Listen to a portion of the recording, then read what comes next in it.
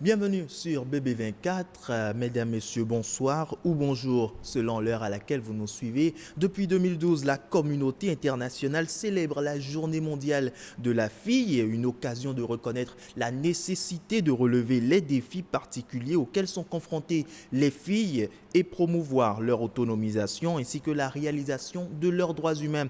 Alors, la voix de la fille est-elle à ce jour totalement sortie de son mutisme sur le continent africain? Quel est aujourd'hui le statut de la fille béninoise? Eh bien, c'est à toutes ces questions que répondra pour vous ce numéro de l'entretien avec comme invité Éléonore Soglohun. Éléonore Soglohun, bonjour. Bonjour, monsieur le journaliste. Merci d'avoir répondu favorablement à notre invitation. Alors, je rappelle que vous êtes spécialiste de la protection de l'enfant, c'est bien ça? C'est bien ça, merci. Alors, dites-nous, cela fait 8 ans aujourd'hui que la fille est célébrée chaque année. Le temps passe, mais les violations des droits des filles passent-elles avec le temps ou elles persistent? Merci, monsieur le journaliste, et merci de l'honneur que vous accordez à l'UNICEF pour se pencher sur cette question. La communauté internationale, surtout les Nations Unies, ont institué cette journée pour qu'on puisse se pencher sur la situation des filles. Des filles, bien sûr. Voir quelle est leur situation. Est-ce qu'elles jouissent réellement de leurs droits comme cela se doit? Est-ce qu'elles participent pleinement aux décisions auxquelles on les confronte? Est-ce qu'elles arrivent à jouir pleinement de leurs droits pour un développement harmonieux et pour que plus tard, elles puissent contribuer au développement de la nation? Bien sûr. Vous avez dit depuis 8 ans. Oui. Depuis 8 ans, beaucoup de choses ont été faites. Si on prend le cas du Bénin, le gouvernement du Bénin a adopté le code de l'enfant. De l'enfant. Donc, ça s'applique également pour les filles. Oui. Il y a la politique nationale de protection de l'enfant. Et quand on prend les droits de l'enfant en général et la situation des enfants, comme je le disais tantôt, il y a d'améliorations sur certains points. Excusez-moi, Oui. quand on parle de l'éducation, on voit beaucoup plus d'enfants à la date d'aujourd'hui, beaucoup plus de filles aller à l'école. Mais votre question, c'est de savoir est-ce que ces filles sont maintenues dans leur cursus scolaire? Toujours. Parce qu'à la date d'aujourd'hui, l'éducation de base, c'est jusqu'à fin du secondaire. Du secondaire, oui. Mais on voit qu'il y a beaucoup d'abandon. Et nous verrons dans la suite pourquoi il y a ces causes d'abandon. Alors, avant d'en arriver aux causes d'abandon, dites-nous un peu, rappelez-nous un peu rapidement quels sont à ce jour les droits des filles. Oui, c'est ça que je suis en train de dire. Okay. Je pense que la question n'est pas à se poser quels sont les droits des filles. Les droits des filles sont des droits humains.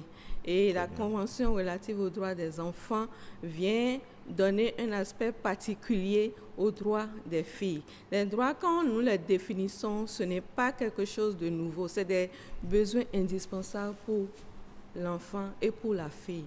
Une fille, ça fait que c'est un enfant qui a moins de 18 ans. Bien sûr. Si elle a un problème de santé, il faut que les parents, il faut que l'État ou les acteurs arrivent à satisfaire ce besoin de santé. Si elle doit aller à l'école, il faut que la population, la communauté, l'État, ses parents lui garantissent le droit d'aller à l'école.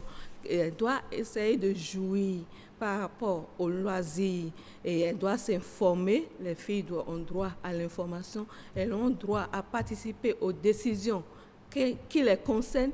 Donc ce sont tous ces éléments qu'on met dans les droits de l'enfant et en particulier dans le domaine dans lequel je travaille, c'est le droit à la protection contre les violences faites aux enfants. Alors, et surtout faites aux filles.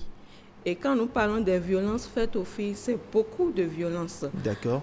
Et au nombre de ces violences-là, justement, oui, puisque sur ce plateau, vous représentez l'UNICEF, je le rappelle, oui, dites-nous, au Bénin, quelles sont justement ces violences-là faites aux femmes que vous avez constatées sur notre territoire? Violences faites aux filles, pardon. Ok, merci. Au niveau du Bénin, avec l'enquête démographique de santé réalisée 2017-2018, oui, et l'enquête révèle qu'une fille sur 10 de moins de 15 ans est mariée. Okay. Et 3 filles sur 10 de moins de 18 ans est marié. Les questions du travail d'enfants. Vous allez voir quand vous prenez le marché d'Antokpa. Il y a une enquête qui a été réalisée en 2013 avec l'UNICEF et l'INSAE. Oui.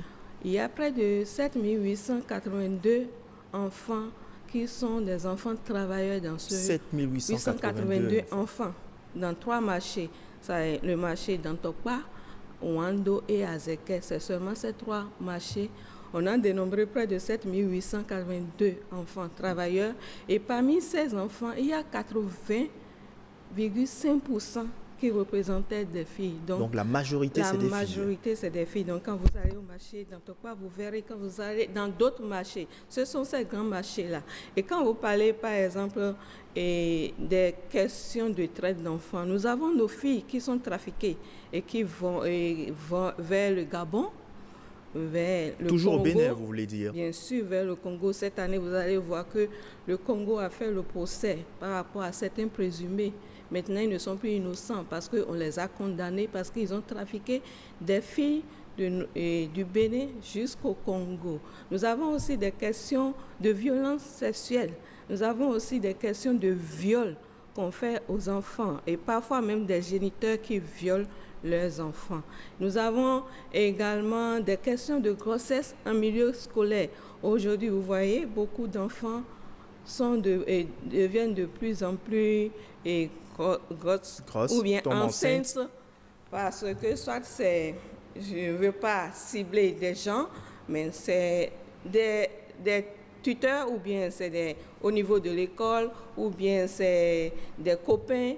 Et vous voyez, toutes ces violences, il y a aussi les problèmes de harcèlement. Donc, je pense que la situation, même si le cadre légal et institutionnel est amélioré, oui, il y a beaucoup à faire parce que la question de violence faite aux filles perdure. D'accord. Alors, voulez-vous dire tout simplement que la fille au Bénin n'est pas épanouie? Ma réponse serait un peu mitigée. Parce qu'on pourra dire dans quel sens on parle d'épanouissement. Allez-y. Oui et non, comme je l'ai dit, parce que épanouie, il y a certaines filles qui peuvent être épanouies parce que toute la condition est là. Oui. Et ils ont des parents peut-être qui communiquent beaucoup avec eux. Ils ont des parents qui peuvent leur offrir des services ou bien faire en sorte que leurs droits soient garantis. Mais par contre, certaines filles n'ont pas cette chance-là, parce que dans ce pays, vous allez voir des filles qui sont à l'école, mais qu'on arrache de l'école pour les marier.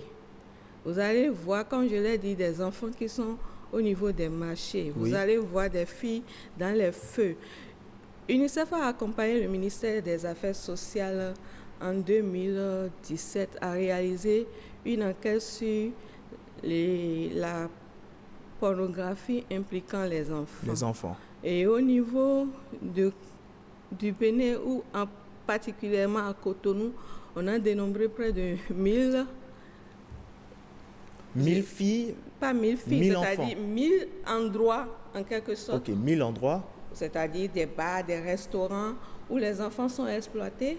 Et quand elles servent de domestiques, la nuit, c'est autre chose qui se passe. Et suite à cette enquête, nous sommes en train de travailler avec la brigade des mœurs pour mener des actions auprès des détenteurs de bars et restaurants. Donc ça veut dire que la question, elle est totale.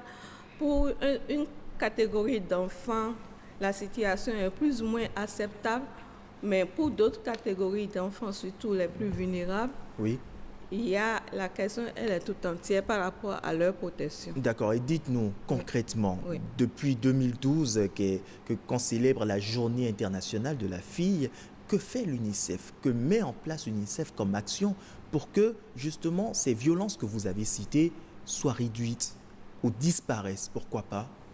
Ok, merci beaucoup. L'UNICEF, depuis qu'elle est au Bénin, accompagne le gouvernement. Et depuis 2012, comme vous le dites, nous avons accompagné le gouvernement et les acteurs dans la mise en place des mécanismes et le renforcement du système de protection de l'enfant. Et ça veut dire quoi?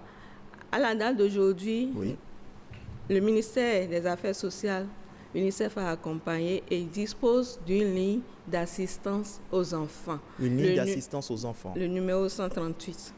À la date d'aujourd'hui, cette ligne est ouverte 24 heures sur 24 et cette ligne est gratuite et n'importe qui peut appeler cette ligne pour dénoncer les violences faites aux enfants, en particulier les filles. Très bien. Nous accompagnons également le ministère des Affaires sociales et les acteurs et surtout, nous avons lancé une campagne en 2017 Oui. et la campagne Tolérance Zéro au mariage des enfants.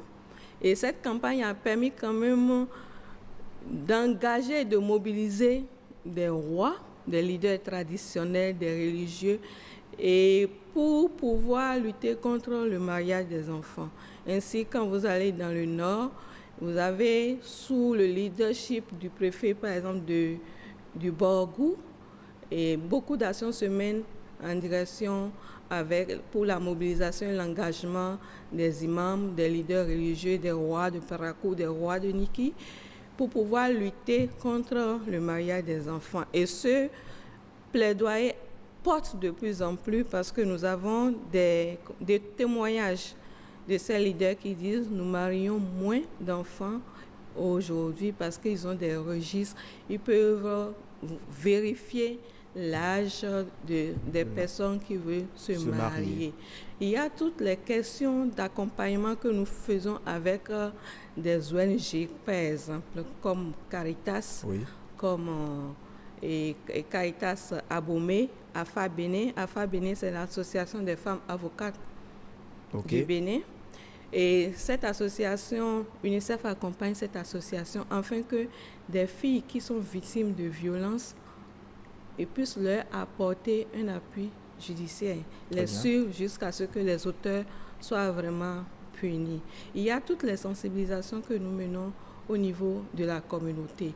Il y a l'engagement et aussi les veilles communautaires, c'est-à-dire à la date d'aujourd'hui, on est en train de faire la création d'espaces amis des enfants et ça, nous accompagnons le ministère en charge des affaires sociales à travers les centres de promotion sociale pour qu'il y ait des espaces au niveau des centres de promotion et au niveau des communautés, des espaces que les enfants vulnérables viennent pour recevoir l'appui psychosocial. Et là, à travers cet espace, on peut échanger avec l'enfant et on peut arriver à identifier pour voir est-ce que cet enfant est sujet de violence ou bien est à risque de violence. Est-ce que justement dans ce cas-là, vous remarquez un certain intérêt des filles surtout? Absolument. On remarque un intérêt des filles et comme je le disais, nous sommes en train aussi de renforcer la capacité des jeunes filles et adolescentes par rapport à leurs compétences de vie courante, c'est-à-dire leur donner le minimum pour qu'elles sachent comment identifier les risques d'autoprotection, qu'elles puissent s'autoprotéger et comment elles puissent identifier ces risques. Et vous allez voir au cours de la mise en œuvre de cette campagne, beaucoup de jeunes filles et adolescentes se sont regroupées.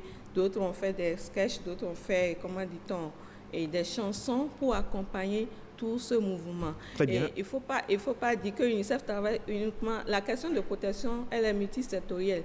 Nous ne sommes pas qu'avec les affaires sociales. Nous sommes aussi avec la justice. Avec la justice. Avec le ministère de la Justice, pour travailler aussi avec le ministère de la Justice, avec le ministère de l'Intérieur, pour améliorer tout ce qui concerne l'enregistrement de naissance. Parce que si on veut mettre un enfant en mariage, on va dire l'enfant n'a pas date de naissance. Et si l'enfant n'a pas date de naissance, on ne peut pas prouver que cet enfant est mineur. D'accord, et justement dans tout ça, est-ce que vous n'êtes pas confronté à des difficultés? Oui, il y a des difficultés parce que, vous savez, la protection des enfants ou les droits des enfants, c'est un problème comportemental. Oui. Et tout ce qui est comportemental, ça prend du temps. Bien sûr. Et donc, il y a la question des normes sociales. Et quand je parle de normes sociales, il y a certaines normes qui sont positives, mais il y a certaines normes qui sont préjudiciables à l'enfant. Exemple de normes préjudiciables à l'enfant? Je vais parler par exemple du mariage des enfants. Il y a aussi les mutilations génitales et féminines, même si aujourd'hui notre pays n'a pas un taux trop élevé, c'est que ça existe toujours, Bien sûr. les mutilations génitales et féminines. Il y a la question du fait aussi que la fille ne porte pas de voix, c'est-à-dire que compte tenu de la situation dans la société dans laquelle nous sommes, qui est une société patriarcale, Oui. souvent on a une perception de la fille ou de la femme qui est que c'est un être inférieur. Et donc, on peut marier la fille sans lui demander Sans lui demander son avis. son avis. Bien Ou sûr. bien la fille, peut-être qu'à un moment donné, peut faire un choix Oui. pour son éducation. Le Et on parent dit non, peut dire non. on lui impose On forcément. lui impose seulement. Donc, ça, en ce sens, la savoir ne porte pas. Donc, on travaille à ce que les filles et les adolescentes reçoivent au moins des renforcements de capacités pour que elles-mêmes plutôt puissent dialoguer avec les parents, parce que la communication elle est très très importante. Bien sûr. Dialoguer avec les parents, communiquer avec les parents pour leur orientation, pour briser les silences autour de la question des violences faites aux enfants, et engager également les leaders religieux et traditionnels pour que ces normes ils puissent promouvoir plus de normes positives en faveur des enfants. Et aussi agir sur le système, c'est-à-dire l'offre de services. Parce que quand l'enfant, il y a question des tabous, l'enfant n'a pas accès aux loisirs, vous comprenez tout ce qui peut arriver. Bien sûr. Et donc, il y a toutes ces questions sur lesquelles on travaille. D'accord, mais justement, revenons un peu à l'impunité. Est-ce que dans les différentes actions que vous mettez en place, vous n'êtes pas souvent face à des cas où il est difficile de punir les auteurs justement de violations des droits des enfants? Oui, on a souvent cas de l'impunité. Oui. Maintenant, vous savez, UNICEF, ce n'est pas lui qui applique la loi. L'UNICEF accompagne les acteurs. Oui. Et ce qu'on a souvent entendu dire, c'est que quand on a un cas de violence au niveau de la communauté, quand ça veut, et par exemple, les acteurs veulent poursuivre, il y a des interventions. Si ce n'est pas le chef de quartier qui intervient, c'est peut-être une autorité à un haut niveau qui intervient pour dire ça, c'est ma cible électorale. Excusez-moi, ne portez pas l'affaire. Et même les acteurs, parfois, et que ce soit la police ou bien les centres de promotion sociale qui sont impliqués dans ce processus, parfois ont des difficultés à mener à bout le processus. Mais par contre, quand le processus vient au niveau de la justice, comme je vous l'avais dit tantôt, nous travaillons quand même avec AFABENE pour que ça puisse vraiment arriver à aller à bout pour que les auteurs soient punis. Mais il faut reconnaître que la question de la sanction n'est pas totalement chose facile. Ou bien, et comment dit-on, la question de la sanction n'est pas totalement appliquée encore au niveau du Bénin. Malgré les bonnes lois que nous avons, il reste beaucoup à faire à ce niveau. Et est-ce que c'est uniquement l'intervention des personnes haut placées, comme vous venez de le dénoncer, qui freine l'application de toutes ces lois-là? Est-ce que c'est uniquement l'intervention des responsables à un haut niveau qui freinent l'application de ces lois, ou il y a autre chose? Non, en grande partie. Maintenant, autre chose, c'est qu'il faudrait aussi que la communauté ou la population sache que ces lois existent. Oui. C'est pour ça que nous faisons des vulgarisations. Nous travaillons avec les journalistes aussi, les médias, pour porter l'information au sein de la population. Il faudrait que les adolescentes et surtout les jeunes filles elles-mêmes aient l'information. C'est pour ça qu'on travaille avec les groupes de filles et les groupes d'adolescents afin qu'elles aient l'information pour savoir ce qui existe au sein de la communauté. Et il faudrait aussi que les acteurs qui appliquent la loi ou qui sont censés jouer un rôle à un niveau donné de la chaîne puissent jouer ce rôle, quelles que soient les intimidations. Et donc, en ce moment, on arrive à renforcer leurs capacités. Et ici aussi, il y a aussi la difficulté par rapport à l'offre de services.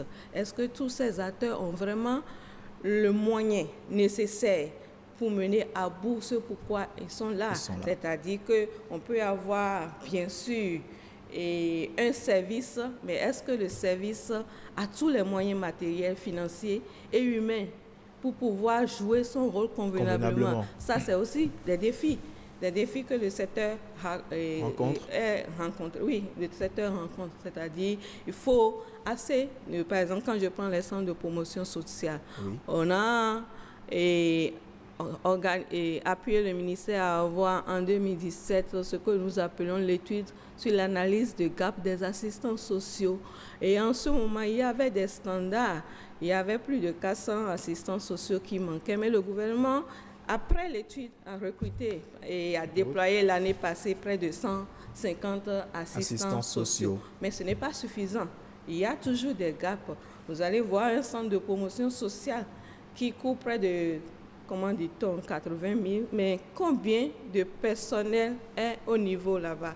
On reconnaît l'effort du gouvernement dans ce sens, mais il reste à faire pour pouvoir, compléter les ressources humaines à ce niveau, les ressources matérielles. Et quand je parle des centres de promotion sociale, je parle aussi de, d'autres secteurs comme la police républicaine qui joue un rôle en matière de sécurité et en matière de protection des enfants, où il faut renforcer également. Alors, vous avez autant d'actions que vous menez, mais la venue de la crise sanitaire de la Covid-19, je crois, vient mettre un tant soit peu un frein justement à vos actions de sensibilisation sur le terrain. Du coup, des répercussions de cette crise-là sur les filles?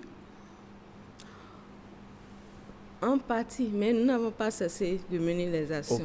Bien vrai qu'au début, quand la crise était là, les sensibilisations de grande masse ou bien les activités qui nécessitent la mobilisation de grande masse, on les avait stoppées à un moment donné.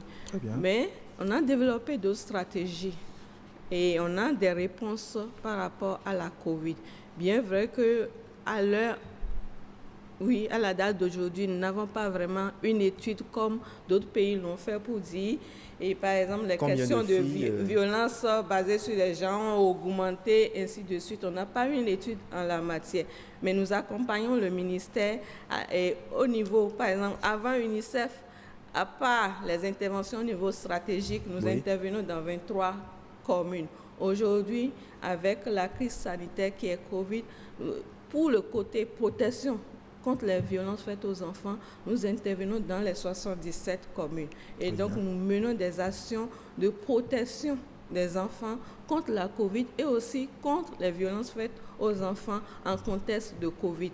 C'est là, j'avais parlé de la création d'espaces d'amis des enfants qui constituent des espaces d'appui psychosocial aux enfants, surtout aux filles et aux familles vulnérables. Alors, je l'ai dit à l'entame de cette émission, vous êtes spécialiste de la protection de l'enfant et nous vivons aujourd'hui à l'ère du numérique. Alors, avec la venue du numérique, est-ce que la protection de la fille est mise en péril également?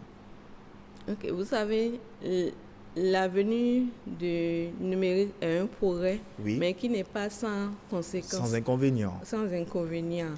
UNICEF n'intervient pas directement sur la lutte contre toutes les questions. Nous sommes en préparation pour pouvoir mener des activités, mais on ne peut pas ignorer que la venue des numériques a des conséquences.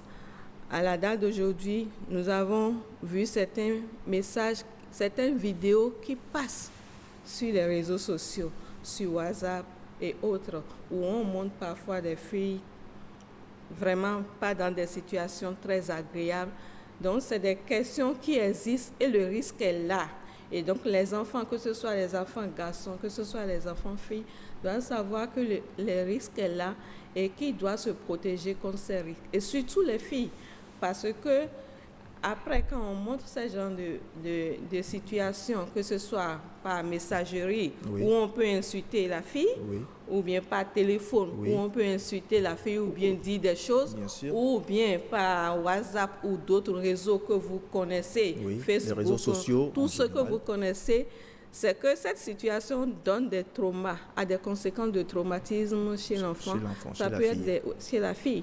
Donc, ça peut être un trauma physique qui va jusqu'à ce que l'enfant ne dort pas, ou bien émotionnel, l'enfant qui n'est plus... C'est-à-dire à la dépression. La dépression. Et donc, c'est tous ces éléments qui font que nous disons que les parents doivent communiquer avec les filles, parce que nous évoluons avec le temps. Les sujets tabous, ça existe, mais il faut en discuter avec les enfants et surtout les filles à la maison. Si vous n'en discutez pas, dehors, les filles vont apprendre et peut-être qu'elles vont apprendre de mauvaises manières.